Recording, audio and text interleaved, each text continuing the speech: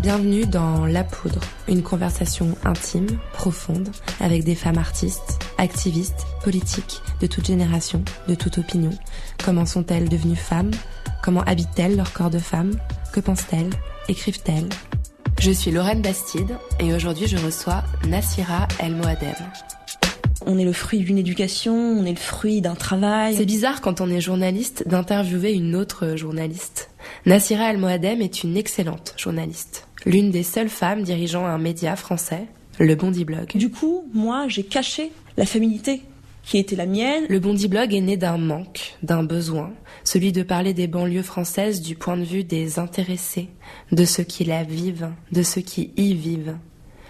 Le Bondi Blog est né d'un feu, celui des mouvements sociaux qui ont agité les banlieues des grandes villes de France en 2005, après la mort de Zied et Bouna, qui fuyaient, pourchassés par des policiers. Ils avaient 15 et 17 ans. Dans les quartiers, ceux qui souffrent le plus, en fait, c'est pas les filles, c'est les mecs. Nassira El Moadem dirige le Bondi Blog à 32 ans seulement, avec une intelligence immense et un courage exemplaire. Elle fait partie des personnes dont le rôle va être essentiel dans cette France du raidissement identitaire, cette France un peu malade, qui menace à chaque instant de tomber dans l'ère de la post-vérité. Je la remercie du fond du cœur d'être venue habiter la poudre de sa voix à elle.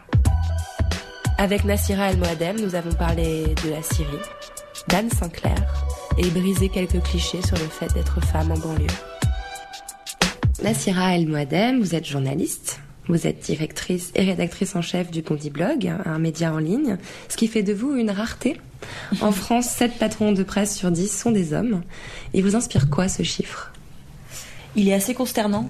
Il est assez consternant et en même temps, il a l'image de ce pays, qui est un pays qui est globalement dirigé par des hommes, que ce soit le monde dans l'entreprise, que ce soit le monde des médias, qui sont aussi des entreprises, mais pas nous, puisque nous, on est un média associatif, et que ce soit le monde de la politique, donc... Pas très surprenant.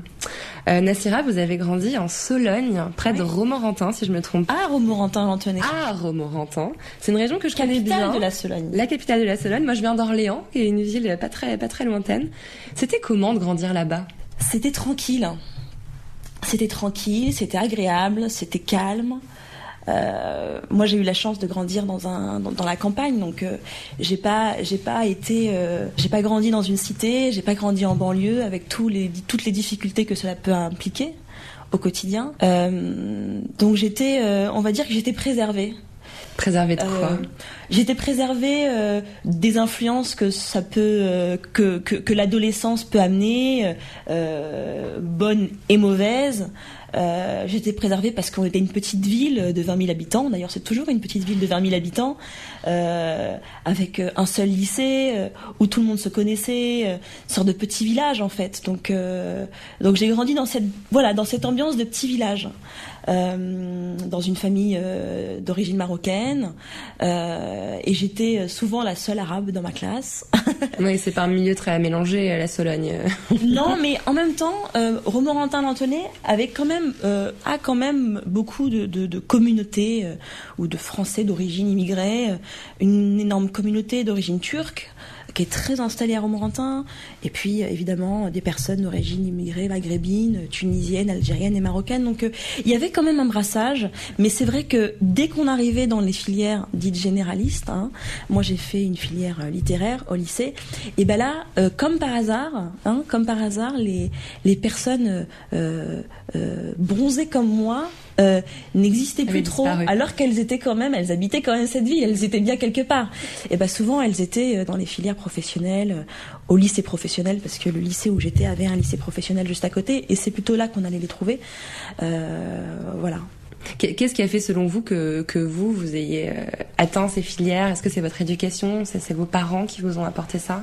Évidemment, je pense qu'on est le fruit d'une éducation, on est le fruit d'un travail, on est le fruit d'un investissement aussi de la part des parents. Moi, j'ai un papa qui nous a beaucoup suivis.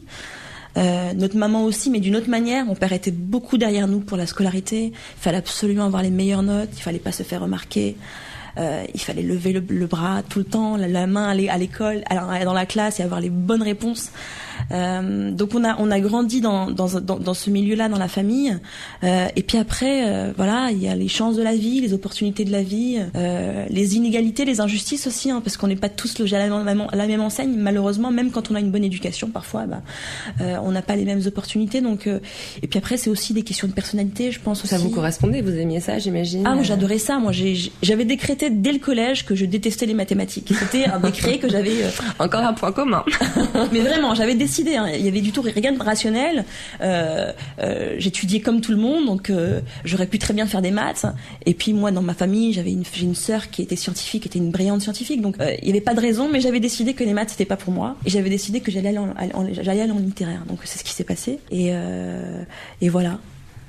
On vous parlait comment quand vous étiez petite ? Quel ton on employait ? Alors on nous parlait, c'est drôle parce qu'on nous parlait à la fois en français et en arabe. Mes parents parlaient beaucoup marocain et nous on répondait beaucoup en français.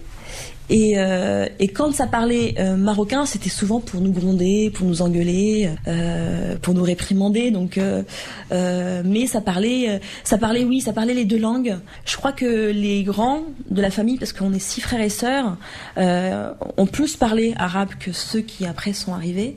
J'ai mes petits frères qui parlent moins l'arabe que nous.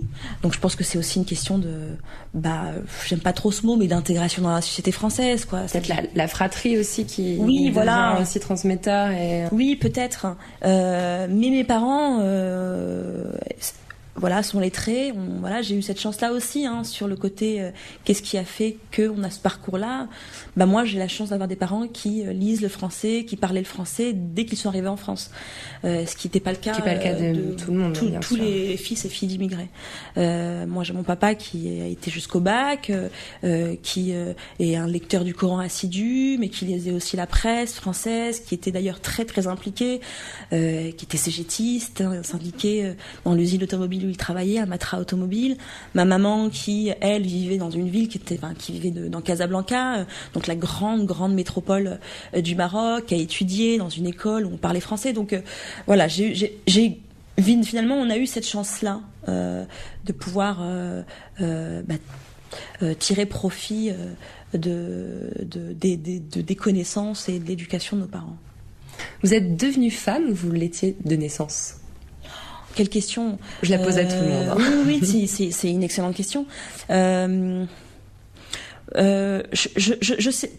sais pas répondre à cette question, mais en tout cas, je crois qu'on prend conscience de ce qu'on est au fur et à mesure des expériences de la vie, au fur et à mesure des épreuves. Moi, c'est pas des questions qui me taraudaient quand j'étais adolescente, parce que je sais pas, peut-être que mon milieu ne me faisait pas poser ces questions-là, il me faisait plus poser des questions d'ordre social. Sur notre appartenance à une conscience sociale, à une conscience ouvrière. Moi, je suis fille d'ouvrier. Peut-être aussi votre papa, son activité syndicale, voilà. Ça devait aussi influencer les discussions à la maison. Moi, je voyais des tracts posés là, ici et là à la maison. Ça me faisait poser beaucoup de questions. Je voyais des badges avec la CGT. Je voyais comment mon père faisait grève, etc. Donc tout ça m'a beaucoup traversé. Et je pense que ça fait partie aussi de ce que je suis aujourd'hui et des engagements qui sont les miens aujourd'hui. La question de la féminité, de l'appartenance à une conscience de femme, c'est quelque chose qui est venu plus tard lorsque j'ai été confrontée plutôt au monde du travail, moi en tant que nana, tout simplement. Ouais. Je me souviendrai toujours de ce jour où j'ai eu un entretien pour rentrer dans un média et j'ai eu le malheur de mettre sur mon CV que j'étais mariée, chose qu'il ne faut absolument pas faire, hein. Tout le monde le sait. Hein. Tout le monde le sait, mais moi je ne savais pas. Et j'ai été assez quand on est une femme évidemment, hein, parce que quand on est un homme, ça ne pose aucun problème. Et donc j'avais mis ça et je me suis retrouvée dans cet entretien avec une question qui m'a été posée par une femme, hein, comme quoi hein, il faut se méfier aussi des clichés. Et cette dame m'avait dit mais vous êtes mariée, mais ça veut dire que vous allez avoir des enfants bientôt ? Et j'ai été stupéfaite par la question, j'ai été même incapable de répondre tellement j'étais scotchée et je crois aussi pétrifiée dans le souvenir que j'ai de ce moment-là. Et là, je me suis rendu compte que ah ouais, d'accord. Donc on joue pas dans la même cour, les garçons et les filles, c'est très clair. Et il faut peut-être aussi cacher ce qu'on est. Et donc du coup, moi, j'ai caché la féminité qui était la mienne et ce que ça implique. J'ai caché par exemple que j'étais enceinte quand j'ai passé un entretien d'embauche, alors que j'étais à 7 mois.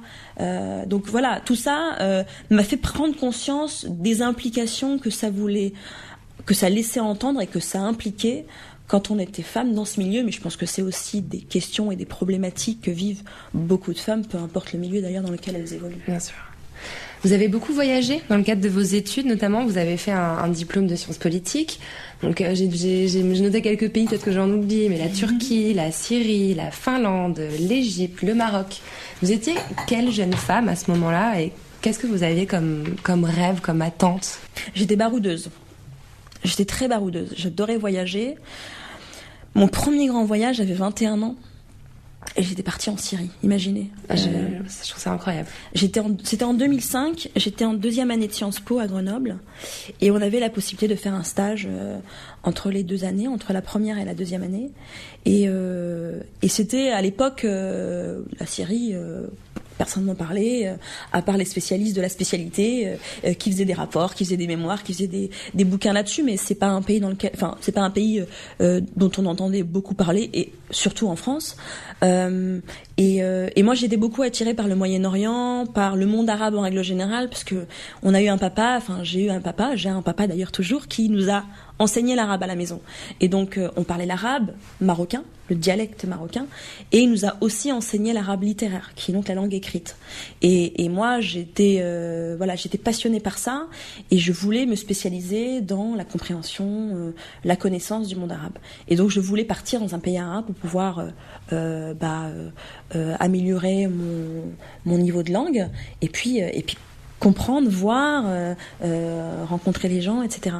Et donc j'ai eu cette possibilité de partir à Damas pendant plusieurs mois, où j'étais stagiaire au service de presse de l'ambassade de France. C'est fabuleux, c'était parce qu'on sait les destructions qui ont eu lieu entre-temps, mais un berceau culturel extrêmement important. Enfin, il devait y avoir c'était incroyable. Moi, j'étais émerveillée à chaque fois que je me baladais, que ce soit à Damas, là où j'étais, que ce soit dans le pays, parce qu'il y a des choses magnifiques, la citadelle d'Alep par exemple, le Krach des Chevaliers, la vallée de l'Oronte, il y a des paysages qui vous rappellent même l'Europe, tellement c'est de la forêt très dense, avec des lacs très verts, la côte aussi qui est très belle, du côté de Lataquié, tout ça. Donc moi j'ai eu la chance de pouvoir voir ça.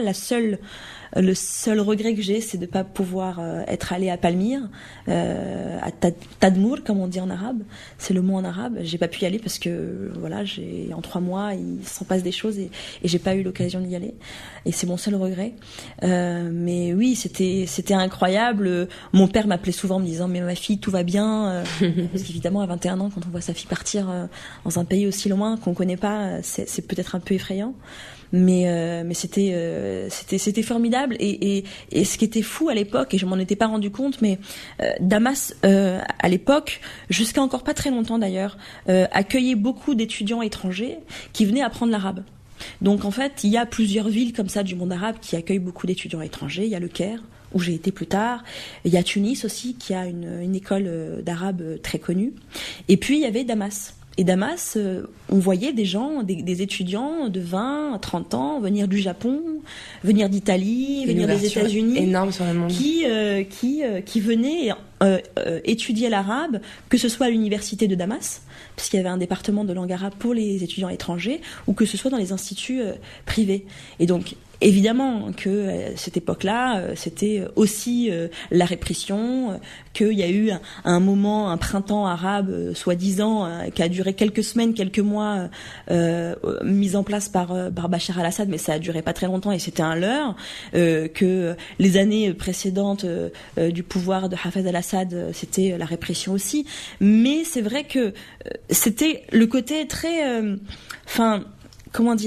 très binaire en fait, c'est-à-dire qu'on avait à la fois, on savait qu'il y avait une société de répression, un régime de répression répressif envers le peuple, et de l'autre cette image avec tous ces étudiants qui venaient de la terre entière étudier l'arabe. Ça m'avait beaucoup marqué. Et vous voyez faire quoi à l'époque? Vous vous imaginiez où 10 ans plus tard? Vous voyez diplomate, je crois, j'ai lu ça. Oui, j'hésitais entre diplomatie et journalisme.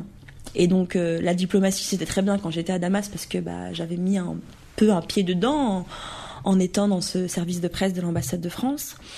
Et puis et en fait, j'ai très vite déchanté parce que je m'y sentais pas à ma place et j'avais pas l'impression qu'on donnait la place à ceux qui n'étaient pas du milieu, qui étaient différents, qui avaient une vision du monde différente, qui avaient un rapport aux gens différents. Moi, j'étais très très mal à l'aise vis-à-vis du protocole, par exemple. C'est con, mais je m'y suis pas habituée. Et puis, j'étais aussi mal à l'aise dans ce rapport très distancé avec la société d'accueil. Moi, j'imaginais le diplomate, j'étais pas non plus complètement naïve et ingénue, mais j'imaginais le diplomate comme étant un peu allant un peu en souterrain, essayant de comprendre les us et coutumes du pays, s'attacher à comprendre la société, en passant des après-midi avec les uns et les autres pour comprendre en fait tout simplement et pour pouvoir raconter ça à Paris et rapporter à Paris. Et en fait, j'ai vraiment trouvé qu'il y avait un monde et des barrières entre les deux et ça m'a pas plu et je me suis dit que j'allais pas du tout m'épanouir là-dedans, que ça servait à rien. Mais j'ai rencontré des gens extraordinaires et surtout j'ai rencontré un type, non, c'est pas très bien de dire ça, mais un homme, Vladimir Glassman, qui était en fait premier conseiller politique à l'époque à l'ambassade de France à Damas, qui était un arabophone d'un niveau incroyable que j'avais rarement vu, qui était pas du tout arabophone de naissance, et qui en fait ce monsieur est tombé malade plus tard. Il est décédé il y a 2 ans maintenant, et c'était celui qui tenait le blog Un œil sur la Syrie. D'accord. Et qui nous racontait en étant à la retraite de la diplomatie, mais qui du coup nous racontait sa connaissance du pays, les choses qu'on lui rapportait dans ce blog et qui a, je pense, permis à beaucoup de Français qui s'intéressaient à la Syrie, aux soubresauts, à la répression, aux crimes organisés par l'armée de Bachar el-Assad, de comprendre ce qui s'y passait. C'était un lanceur d'alerte en quelque sorte. Ouais, une sorte de lanceur d'alerte médiatique sur une guerre compliquée. Qu'est-ce qui a été le déclic le jour où vous vous êtes dit « je serai journaliste » ? En fait, il y a pas vraiment eu de déclic. J'ai toujours voulu être ça. Quand j'étais gamine, j'écrivais des petites histoires. J'ai participé à différents journaux, au lycéen, collège, etc. Donc, ça a toujours été quelque chose de latent en fait dans ma tête. Donc c'était. Il y a pas vraiment eu de déclic. Le déclic, c'est quand j'ai su que je ne voulais pas être diplomate, ça c'est clair. Mais il y a pas vraiment eu de déclic en fait. Il y avait des modèles, des personnes que vous admiriez dans ce métier, que vous voulez atteindre. C'est d'une banalité sans nom ce que je vais vous dire, mais j'adorais Anne Sinclair. Mais qui n'adorait pas Anne Sinclair dans les années 80, franchement. Avec mon papa, on regardait les émissions d'Anne Sinclair. Mon père était fan de politique. Et donc on regardait les émissions d'Anne Sinclair. Et moi j'étais fascinée par cette dame qui était... du haut de, je sais pas, j'avais quel âge, j'étais ado, mais j'avais l'impression qu'elle était très insolente et très rebelle, etc. Même sans vraiment l'être physiquement, mais qu'il y avait un truc dans son regard, dans sa façon de poser les questions aux hommes, parce que c'était quand même souvent des hommes politiques à l'interroger. Donc ouais, ça m'avait beaucoup marqué et parfois même je mimais en fait, je faisais semblant d'être Anne Sinclair dans la chambre, etc. C'était drôle. Mais oui, ça a été un modèle pour moi quand j'étais ado. Ouais. Et donc d'ailleurs vous avez commencé à la télévision, à iTélé, à France 2. C'est un milieu qui est réputé extrêmement machiste. D'ailleurs pour l'avoir un peu côtoyé, je peux confirmer, c'est un milieu très machiste. Vous avez tiré une force de cette expérience-là, de ce passage à la télévision ? C'est-à-dire, est-ce que ça vous a appris, blindé, renforcé ? Ouais, j'avais pas besoin de ça pour être blindé. Je pense que mon parcours, il m'a déjà bien blindé. Non, mais par contre, il m'a déchanté aussi un peu sur le métier. Alors, pardon, mais je réponds pas tellement à la question, mais c'est vrai que c'est très frustrant, je trouve, d'être journaliste en télévision. Dans la télévision telle qu'elle nous est présentée et proposée en règle générale, il y a évidemment des exceptions, il y a des espaces possibles, mais qui sont quand même très confidentiels, très resserrés. Mais c'est vrai que je trouve que moi, l'expérience que j'en tire, c'est quand même une certaine frustration de pas pouvoir aller au fond des choses, alors même que je sentais que j'avais de la matière. De pas pouvoir tirer le fil d'une histoire, de pas pouvoir rapporter des infos très précises sur des feuilletons que j'ai suivis. Et c'est vraiment c'est problématique parce que il y a quand même eu de l'investissement qui a été fait sur des générations de jeunes journalistes dans les écoles de journalisme où voilà on a investi. Alors les étudiants ont payé, mais quand même il y a une éducation qui a été misée sur ces jeunes-là. Et qu'est-ce qu'on en tire à la fin ? Je trouve que tout ça est très homogène, très. Puis c'est le média par lequel s'informent la plupart des gens. C'est ça qui est un peu embêtant. Moi, j'ai voulu être journaliste télé parce que c'est comme ça moi que j'ai été en contact avec la presse. C'est-à-dire que moi à la maison il n'y avait pas la radio, par exemple. Il y a des familles où on a été éduqués médiatiquement parlant entre guillemets via la radio. Nous on n'écoutait pas la radio, on regardait la télé qui était très présente. Par exemple le 20h c'était quand on parle de grand-messe, c'était vraiment la grand-messe, c'est-à-dire que le 20h il ne fallait pas parler. Mais vraiment, c'était très important. C'était le moment où alors si c'était pas le 20h, c'était le 13h parce que mon père était en 3-8. Donc parfois à 20h il n'était pas là, il était encore à l'usine, mais sinon c'était le 13h avant qu'il parte, je me souviendrai toujours de 13h à 20h. Avant de partir à l'usine, c'était vraiment le moment le plus important de la journée, en termes d'information, de rapport à la citoyenneté, etc. Et donc moi, je sais que j'ai grandi avec ça, avec ce média-là. Et donc, il y a pas de secret. Je sais que moi, j'ai voulu devenir journaliste télé pour ça. La désillusion a dû être encore plus forte. C'était non seulement un métier qui s'effondrait sous vos yeux, mais aussi quelque part votre enfance, est-ce qui vous avait bercé? Oui, alors s'effondrer, non, parce que on garde quand même espoir. Et puis aujourd'hui, avec le Bondi Blog, on essaye de faire un peu autrement, mais c'est vrai que oui, il y a un côté quand même déception, quoi, de pas pouvoir aller au fond des choses, de pas pouvoir raconter les histoires qu'on a envie de raconter. Il n'y a pas de complexité en télévision. Il n'y a pas de nuance, voilà. Il y a un manque de nuance. Je parle vraiment de ce que je connais, c'est-à-dire le news, l'info. La chaîne d'info, ouais. Voilà. Que ce soit la chaîne d'info ou même le journal télévisé. Ouais. Moi, j'ai travaillé pour le journal de France 2. Ouais. Alors, j'ai travaillé pour une rubrique très spéciale qui est l'œil du 20h, donc qui est pas du tout à l'image de ce qu'est le journal, hein, qui est vraiment le côté un peu décalé, goguenard, tout en étant un peu informatif quand même, évidemment. Mais même le journal télévisé, je veux dire, qu'est-ce qu'on peut raconter en 2 minutes sur un fait social, sur une loi, sur la guerre. Je veux dire, c'était pour moi c'était compliqué parce que alors on te dit oui mais va à l'essentiel. Oui, d'accord, mais tu peux aller à l'essentiel tout en étant dans la nuance et ça prend un peu de temps. Moi aujourd'hui, je sais pas, n'importe qui rencontre quelqu'un dans la rue et qui lui explique un fait en 1 minute 30, il aura rien raconté. Et c'est juste ça notre travail en réalité, c'est de raconter des histoires et de pouvoir les expliquer au mieux. Et moi j'avais vraiment l'impression que la télé telle qu'elle est, comme ça, ne permettait pas de faire ce travail correctement. Vous avez commencé, vous en avez un peu parlé tout à l'heure, vous étiez maman depuis seulement quelques jours, votre premier enfant venait juste de naître. Ça a dû être une période extrêmement difficile sur le plan personnel. Qu'est-ce qui vous animait à ce moment-là? Qu'est-ce qui vous a porté? L'enfant. C'est vrai. La famille. Ouais. La famille, le parcours aussi, et puis l'héritage. Tout.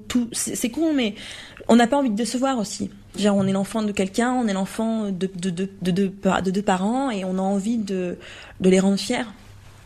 Et donc, il faut avancer, quoi. Il faut avancer, il faut continuer, il faut pas se plaindre. On a la chance de faire un super travail. Il y a des gens qui rêveraient d'être à notre place. Et donc, on se pose pas tellement de questions en réalité. Et puis, il y a aussi le côté, on a la tête dans le guidon. Tête dans le guidon. Ouais. Il faut pas regarder en arrière parce que sinon, il y a 4 trains qui vont passer et de toute façon, on va être à la bourre. Donc, ça sert à rien. Donc, il faut juste foncer en fait. Donc, voilà, il y a ça. Et puis, voilà, il y a le côté pragmatisme où il faut foncer. Il faut pas se poser tellement de questions. Et je pense que c'était un moment où j'étais vraiment en pilotage automatique. C'est-à-dire que il fallait faire, quoi. J'imagine. Il fallait vraiment faire et il fallait pas se poser 10 000 questions, mais c'est sûr qu'on est porté par un passé, on est porté par un héritage, et puis voilà, moi j'ai la chance d'avoir un compagnon qui est quand même très arrangeant, on va dire, donc voilà, ça aide. Bravo à lui. Et donc un beau jour, vous débarquez au Bondi Blog. Alors pour les auditeurs qui connaîtraient pas, il en reste encore, semble-t-il.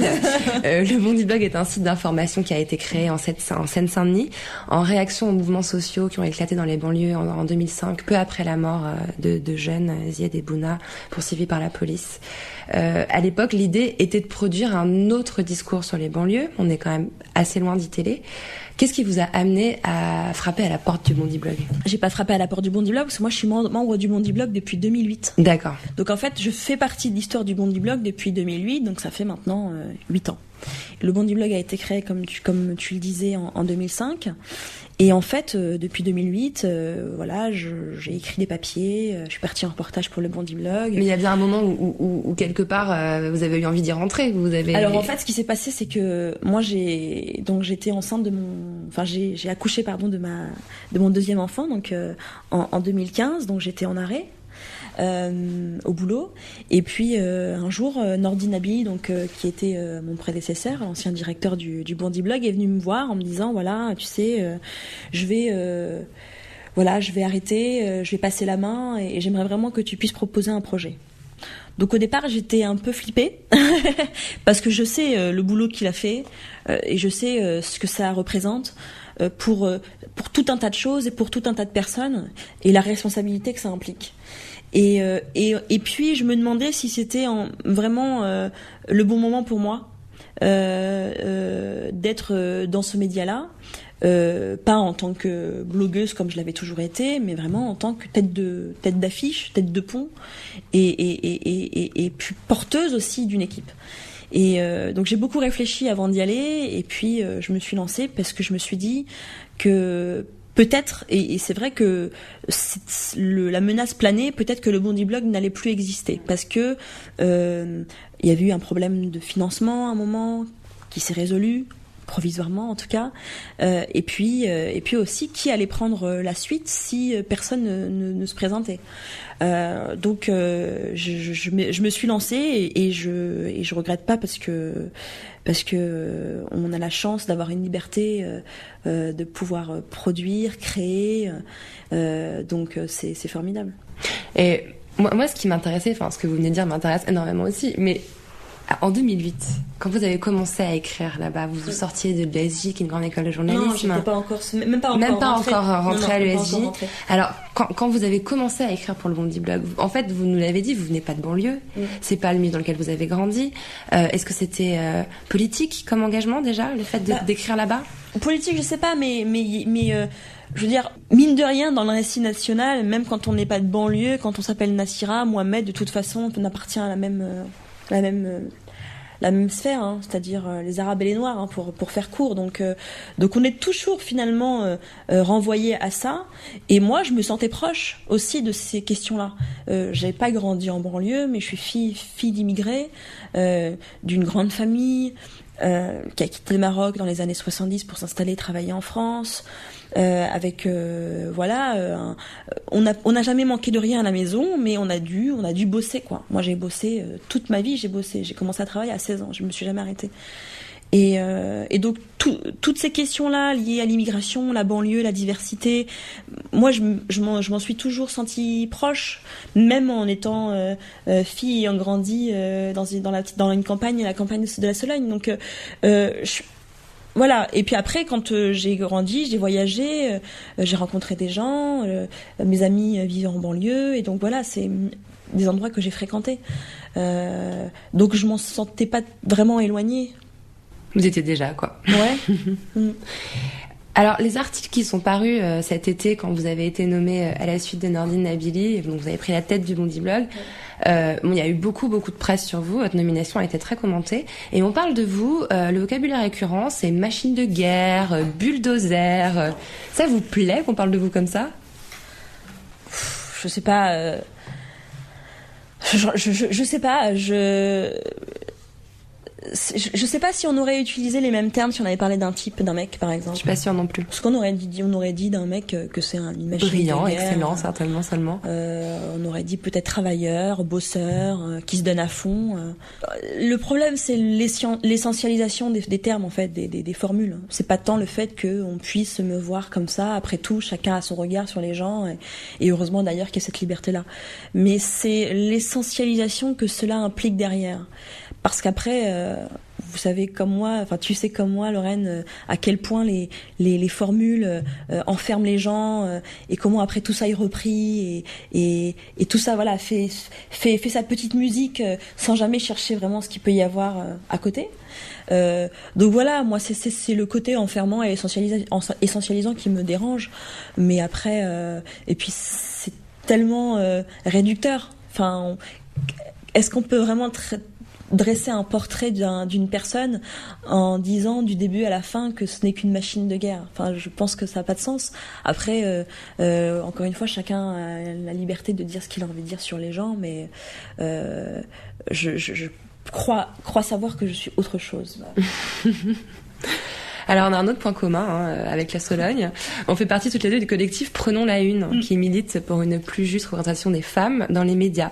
Est-ce que s'il y avait plus de femmes chefs de presse comme vous, les choses seraient différentes? Bien sûr. Mais de toute façon, c'est l'histoire de la vie que de se dire que s'il y a des gens qui représentent la société de manière plus diverse, les sujets qui sont traités, la façon de rapporter des faits ne peut être que plus diverse et donc du coup plus nuancée et moins caricaturale. Donc pour moi c'est une évidence. Après il faut pas non plus croire que parce qu'on est directrice, femme de presse ou dans d'autres secteurs, qu'il n'y a pas de misogynie, qu'il n'y a pas de comportements pervers ou managériaux pas normaux. Enfin, je veux dire, on ne changera pas les personnalités. Il y a des personnalités, il y a des gens, mais c'est vrai que le fait qu'il y ait plus de femmes, comme le fait qu'il y ait plus d'arabes, de noirs, de gens d'origine asiatique, enfin de gens qui représentent juste notre société, c'est sûr que si c'était le cas, le traitement journalistique, les traitements éditoriaux, je pense, seraient différents. Donc c'est en cela que c'est important dans notre secteur à nous, mais ça l'est aussi pour tous les secteurs professionnels. Votre numéro 2 aussi, c'est une femme, je crois. Ouais. Leïla Khouail, tout à fait. C'est super cool. Qui est diplômée de l'IPJ et qui est une super journaliste avec qui je bosse vraiment très bien et qui est une chouette fille. Ouais. Est-ce que vous avez l'impression d'avoir brisé le plafond de verre? Mais c'est marrant parce que je crois que c'était la journaliste Sarah Bray de l'AFP qui m'avait posé la question. Moi, j'avais pas j'avais pas ce sentiment-là, j'avais pas cette image-là. C'est-à-dire que on m'a posé la question à plusieurs reprises mais oui, mais une nana en banlieue qui prend la tête d'un média de banlieue, c'est quand même incroyable. En fait, non. La passation de pouvoir a été hyper fluide en plus, j'ai l'impression. Déjà, t'étais pas battue comme une folle. Pas du tout. C'était très très normal, naturel, voilà. Mais et puis il faut voir le Bondi Blog pour voir que la majorité ce sont des filles. Et c'est pour ça que je dis, c'est à l'image en fait de la société. C'est-à-dire que dans les facs, par exemple, c'est une majorité de filles. Dans les écoles de journalisme, c'est une majorité de filles. Alors évidemment, après, il y a les plafonds de verre dont tu parles, mais nous, on s'est pas posé la question. Et en plus de ça, dans les cités, dans les quartiers, ceux qui souffrent le plus, en fait, c'est pas les filles, c'est les mecs.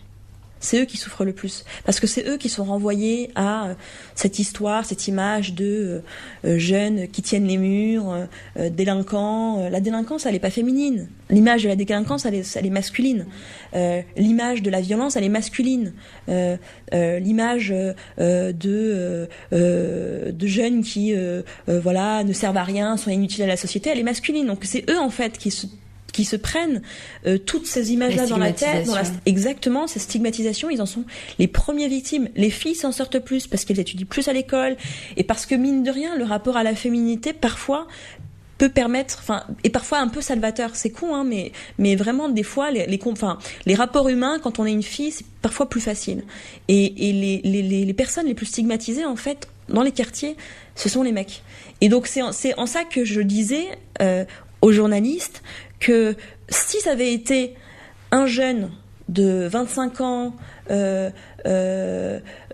né, j'en sais rien, à Aulnay-sous-Bois, grandi dans les quartiers d'Aulnay, là ça aurait été plus fort en fait en termes de message, je pense. Mais c'est pas quelque chose. enfin voilà, il faut l'expliquer. C'est vrai que si on parle d'un point de vue sociétal dans sa globalité, c'est vrai que ça peut étonner et se dire waouh, c'est génial, une femme à la tête d'un média, évidemment. Mais il faut aussi replacer les choses dans leur contexte, et ce contexte-là, il est différent. En même temps, le contexte que tu décris, moi, ça me fait plaisir de l'entendre, parce que j'ai l'impression aussi que la femme qui grandit ou qui vit en banlieue, on la représente souvent comme une victime. À l'inverse, on représente le garçon comme un mec violent et dangereux, et comme la nana, comme une fille qui subit tout et qui peut pas sortir de chez elle. Là, tu me décris des filles qui écrivent, qui étudient, qui participent à une entreprise. Non, mais franchement, c'est important de le raconter. Bien sûr, mais c'est tellement une évidence. Pardon, mais je veux dire que les gens aillent dans les quartiers. Enfin, je veux dire, il y a pas de barrière. Hein. On demande pas un visa pour entrer. On y circule, et il y a des gens qui travaillent, qui achètent même des appartements en banlieue. C'est pour dire que ça veut dire ils imaginent leur futur là-bas. Il y a même des grandes entreprises qui s'installent. Je veux dire, si Veolia, si SFR, si des grandes entreprises comme ça s'installent dans les quartiers. Effectivement, il y a la question du foncier, qui est beaucoup moins cher, on n'est pas du tout dupe, mais il y a aussi, parce qu'il y a plein d'intérêts, parce qu'il y a un avenir qui est en train de se créer là-bas. Et donc, tout ça pour dire que, pour moi, c'est vraiment des évidences, et je trouve ça dingue qu'on doit être obligé encore de le rappeler, que oui, les filles sont pas des victimes en permanence d'une masculinité qui leur imposerait de faire telle ou telle chose, qui est des problèmes avec certaines personnes, qui est des gens qui soient machistes, évidemment, mais où est-ce qu'il n'y en a pas dans la société française? Je cherche encore. Voilà. Donc ramener, c'est vrai que ramener sans cesse les mecs, les hommes dans les quartiers, les jeunes hommes dans les quartiers, à des images de domination en permanence contre les femmes, d'abord c'est faux. Et en plus, c'est dangereux. C'est dangereux parce que ça oppose. Et ça oppose alors même que l'opposition n'existe pas. Nous, on fait beaucoup d'interventions dans les établissements scolaires, en Seine-Saint-Denis. Moi, je vois dans des classes qui sont mixtes. Mais pas mixtes parce qu'il y a des filles et des garçons, mixtes parce que ça parle, parce que ça discute, parce que ça rigole, parce que ça déconne. Et donc c'est bien la preuve qu'il n'y a pas de séparation. En tout cas, moi, il faut qu'on me la prouve, il faut qu'on me la montre. Moi, nous, on y va dans ces quartiers. On y vit, on a grandi là-bas, on y travaille, on a nos amis là-bas, on a nos connaissances, on a nos collaborateurs. Et donc on sait bien ce qui s'y passe. Et donc c'est bien loin de l'image, effectivement qu'on en donne. Mais c'est vrai que cette question-là de la stigmatisation des garçons, vraiment, elle est très importante. Je pense que tout ça explique en partie le problème du chômage des garçons, des hommes dans les quartiers populaires. La prégnance des préjugés et de la stigmatisation est très très forte. Vous êtes féministe? Vous vous revendiquez féministe? Oui, et en même temps, on est passé au tutoiement, glissons tranquillement. Oui, mais pour moi c'est naturel en fait. C'est-à-dire que je le théorise pas. Quand par exemple on m'avait proposé de rejoindre Prenons la Une, pour moi c'était très naturel. Je me suis pas posé de questions. Et j'aurais peut-être dû aussi, parce que il y a une forme d'engagement qui est parfois même souvent mal vue dans les rédactions. Il y a toujours une tendance quand même à l'uniformité, à ne pas faire de vagues, à ne pas mettre en avant un pied plus que l'autre, etc. C'est quand même assez particulier, moi je trouve, comme façon de voir les choses, mais bon, peu importe. Mais pour moi, cette question-là du féminisme, elle n'est pas théorisée, elle est vraiment très naturelle. Mais c'est pas contre les hommes, tu vois. Il y a pas d'opposition frontale. Moi, je n'irai jamais dans ces engagements-là si c'est pour créer de la séparation. Il y a un besoin d'égalité, il y a un besoin de rattrapage. La question du salaire, la question des comportements managériaux, tout ça, mais ne doit pas se construire en opposition, ne doit pas se construire en séparation. Mais sur l'étiquette féministe qui est dure à revendiquer, enfin, pour parler de mon expérience, moi j'ai attendu de ne plus être dans un grand média pour pouvoir écrire féministe dans ma biographie Twitter. Enfin, c'est aussi mal vu en fait au fond de revendiquer cette étiquette-là. Mais tout est mal vu à partir du moment où c'est considéré comme de l'engagement. C'est-à-dire que l'engagement syndical, la répression, et vraiment je pèse mes mots, qu'il peut y avoir contre des journalistes qui ont des étiquettes syndicales dans les rédactions est très forte. Bien sûr. Service public compris. Même ceux qui sont soi-disant protégés par un statut, par le fait d'être dans le service public. Donc tout ce qui a trait à l'engagement est mal vu en France. Et c'est très bizarre et c'est très contradictoire avec une société aussi politisée que la nôtre. C'est-à-dire que on nous demande d'être en fait à l'opposé de ce qu'est notre histoire. La tradition française, c'est débattre, c'est quand même parler politique à table, évidemment. Comment tu peux convaincre les gens que le débat citoyen c'est important, que les émissions politiques c'est important, que le vote c'est important, que l'expérience démocratique doit être présente aussi dans les médias, et que tu cadenasses et que tu mets des fils sur les bouches de tes journalistes. Ça n'a pas de sens. Enfin, les journalistes, ce sont pas des gens abstraits de toute société qui n'existeraient que par leur fonction de rapporteurs d'informations ou de producteurs d'informations. Ils font partie d'un contexte, et ce contexte-là, il est la société française, il est la rédaction dans laquelle ils travaillent, et tout ça est lié.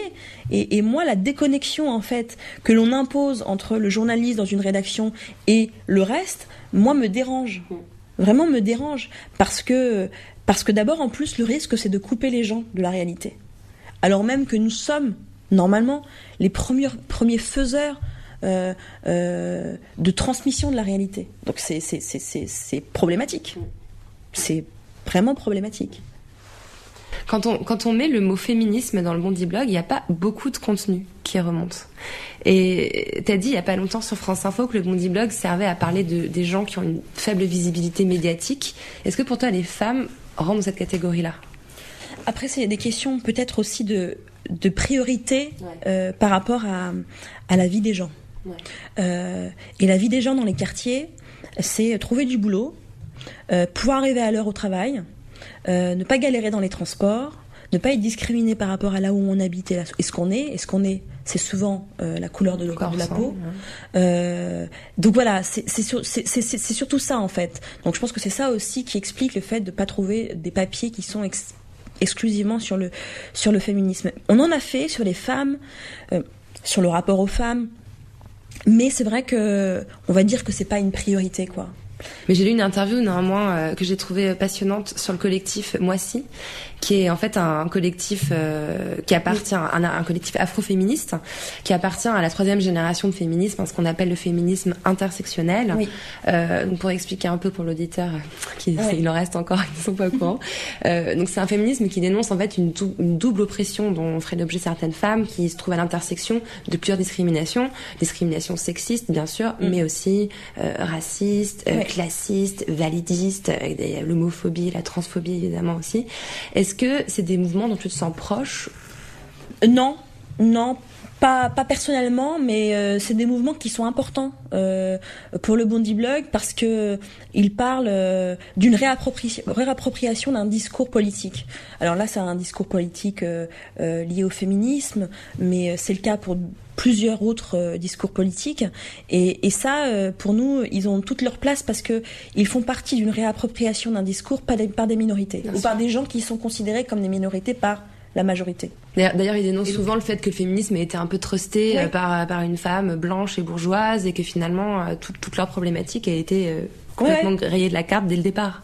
Ouais. Et ça me rappelle, c'est quelque chose qui m'a beaucoup frappé quand j'étais plus jeune et quand je lisais les magazines féminins, parce que souvent c'est comme ça aussi qu'on est rentré dans un féminisme plus actuel, moins historique, moins traditionnel.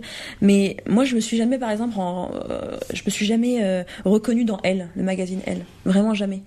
Je trouvais que c'était mais tellement loin de ce que je vivais, même de des gens autour de moi, de mon entourage. Et pourtant, je viens de Sologne, donc c'est pour vous dire, c'est pour te dire et pour vous dire, vous auditeurs. Mais c'est vrai que je me suis jamais reconnue, et je me suis toujours dit mais qu'est-ce que c'est que ce magazine féminin, à qui il parle, qui sont les gens qui lisent? Alors après, du coup, en me renseignant, j'ai pu comprendre que c'était lu, mais moi, je me sentais pas du tout représentée. Et pourtant, j'avais l'impression que ma voix avait tout autant de valeur que celle des autres. Et donc moi, ça m'avait beaucoup dérangé, ça. Vraiment. Et donc du coup, je pense que il y a aussi le besoin de pouvoir entendre d'autres voix féminisme. Et le féminisme, il n'a pas de et féminine d'ailleurs. Féminine, bien sûr. Mais je veux dire, il n'y a pas de grand bloc monolithique du féminisme où il faudrait tous rentrer à l'intérieur et rentrer tous dans le moule, etc. Non, je veux dire, qu'il y ait des lectures différentes, des interprétations différentes, des vécus aussi différents, parce que c'est ça qui fait aussi le discours politique derrière. C'est important, c'est essentiel, et surtout c'est essentiel que des médias comme le nôtre et comme le Bondi Blog puissent en parler, surtout pour l'afroféminisme. C'est que j'ai commencé à faire un travail de recherche à Paris 8, à Saint-Denis, sur l'incapacité qu'a eu le L historiquement à traiter les problématiques de femmes qu'on appelle racisées aujourd'hui dans le milieu un peu universitaire et militant. Et ce que tu me dis me va droit au cœur en fait. Et en fait, le problème de Elle, mais je pense que c'est valable aussi pour d'autres magazines. Moi, je me focalise un peu sur Elle. J'ai pas de problème avec Elle, mais c'est vrai que c'était celui qui était le plus disponible en fait. Vendu, et puis, en fait, c'est bête, mais quand j'allais à la bibliothèque municipale, c'était avec Marie-Claire et Elle, c'était les deux grands magazines qui étaient disponibles. Donc, puis qui se revendiquent un peu féministes, qui ont aussi cette espèce d'héritage, qui s'inscrit dans une lignée aussi. Et en fait, moi, et le deuxième problème que j'avais, et je rebondis sur ce que tu dis à l'instant, c'est que le rapport à l'autre différent, c'est-à-dire qui me ressemble moi, avec des origines ethniques différentes, culturelles différentes, était souvent dans la compassion.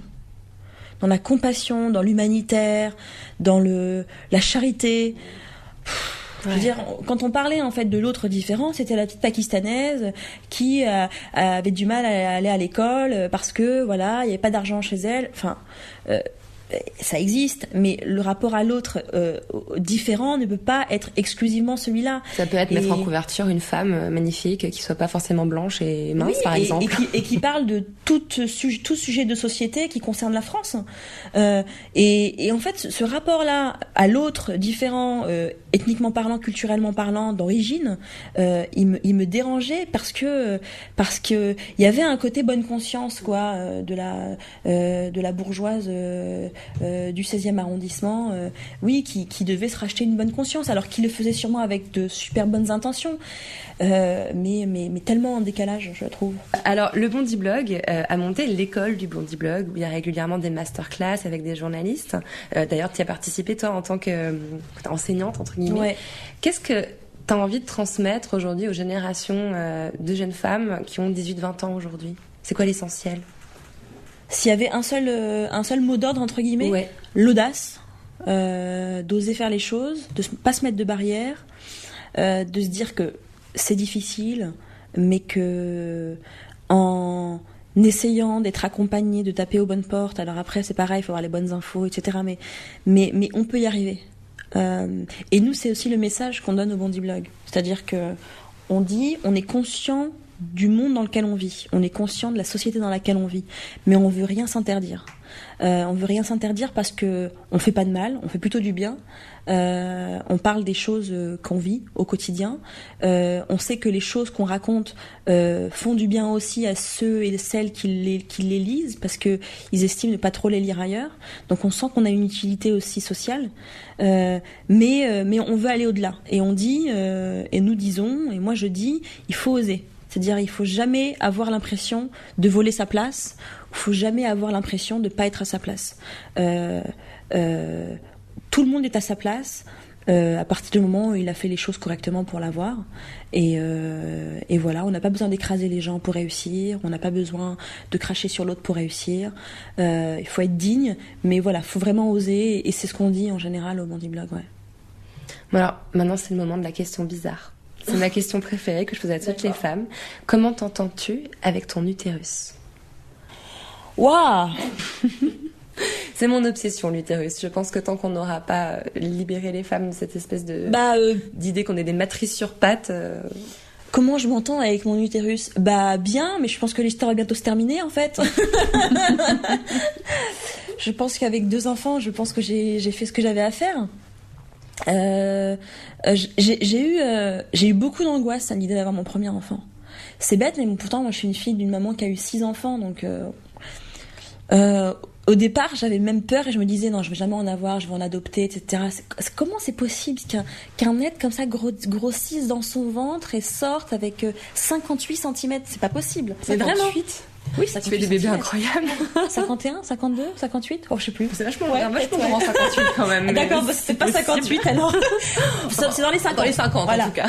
Oui, c'est peut-être plus proche de 50 que de 60 déjà d'ailleurs. beaucoup, hein, quand on dans les pense où ça 50. sort. Mais voilà, juste de se dire qu'on a un être de 50 cm qui va... Honnêtement, moi, ça m'effrayait. Et puis, en fait, voilà, ma première grossesse, c'était un accident. Enfin, je sais pas si on peut dire ça comme ça, mais en tout cas, c'est un hasard de la vie et c'est très bien comme ça. Mais et puis la deuxième après y arriver. Mais c'est vrai que au vu de la vie que j'ai aujourd'hui, je pense que 2 c'est bien. C'est bien, ouais. Ouais, c'est bien. J'ai une question Pas qui me mal. vient. J'aime pas qu'on la pose parce qu'on la pose systématiquement qu'aux femmes et qu'aux hommes. Bah, je me mettrai dans la peau d'un mec si tu veux. Alors, ok, on peut Hein faire ça. Alors, vous êtes papa de Oui. 2 enfants. Votre épouse est directrice d'un gros média. Comment vous faites au quotidien? Comment vous gérez? Bah écoutez, on gère un peu comme on peut. J'ai une femme extraordinaire. Comment on fait? Mais vraiment, je crois vraiment que c'est ce que je te disais tout à l'heure. On se pose pas vraiment de questions. Alors après, parfois quand on se pose pas de questions, on n'anticipe pas. Puis il y a des problèmes qui arrivent et puis qu'on aurait peut-être dû penser avant et puis non. Mais vraiment, alors on essaie d'être organisé le plus possible comme toutes les mamans et tous les papas. Mais ouais, je crois que on fait les choses comme on doit les faire au moment où ça arrive, quoi.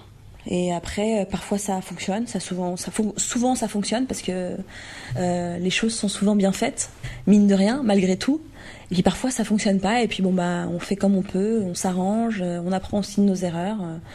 On est papa et maman au jour le jour, et on apprend aussi des petites bêtises, des conneries qu'on fait, quoi. Et voilà, après on passe à autre chose. Mais il n'y a pas de recette miracle, je crois. Franchement, je pense qu'on fait comme on peut. Un peu l'impro, en fait. Ouais, l'impro, et puis on fait vraiment comme on sent au moment où ça se passe. On fait comme on peut. Parfois, des fois, un petit garçon, donc il a 4 ans, des fois je lui dis excuse-moi, là j'ai pas assuré. Donc voilà, je pense qu'il faut être aussi conscient de ses limites. On n'est pas des superwomen, on n'est pas des supermen, on est des êtres humains avec les limites que cela implique. Avec les faiblesses aussi, et c'est aussi ça qui fait aussi notre charme, notre sensibilité. Donc je pense qu'il faut juste l'assumer, et puis après on essaye de faire mieux le lendemain. Ça évoque quoi pour toi, la poudre? La poudre aux yeux. La poudre aux yeux de ceux qui font croire qu'ils savent faire mais qui savent pas faire, parce que la société leur impose de devoir à chaque fois montrer qu'ils sont bons.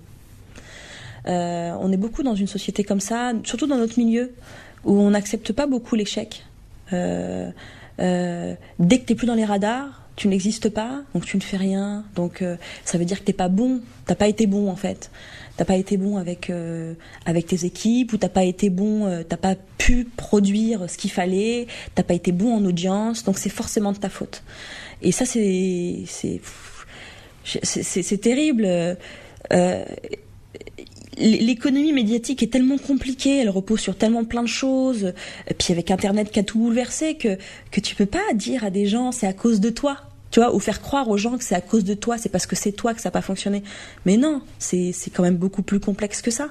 Et c'est ça que ça m'inspire, ce côté où il faut toujours montrer que tout va bien. Il faut que ça se voit. Et puis il faut que ça se voit, parce qu'en plus de ça, on est dans un monde, et voilà, toi et moi, on a évolué dans la télé, donc c'est beaucoup ça, hein, c'est beaucoup de oui, il faut que ça se voit et il faut le montrer.